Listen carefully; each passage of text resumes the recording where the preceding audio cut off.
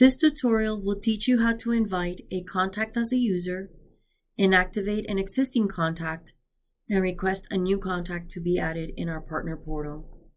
To log in, please go to our partner portal page and enter your email address.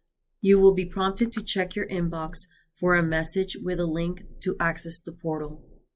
Once you have received the email, please click on the link and it will direct you to the portal.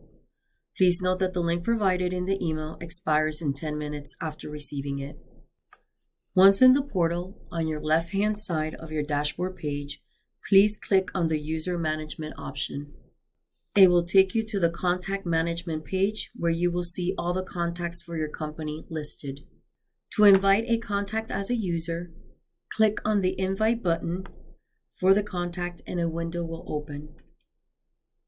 Pick from the drop-down menu the option User and send invite. To inactivate a contact as a user, please click on the three dots for the contact and pick the option Revoke Access. A window will open. Please provide reason for revoking user and submit. If you cannot find the person you're looking for, please click on the Request New User and fill out the information required. Make sure you code the contact as a user and send invite. We will action your request within 24 hours and send you a notification once processed.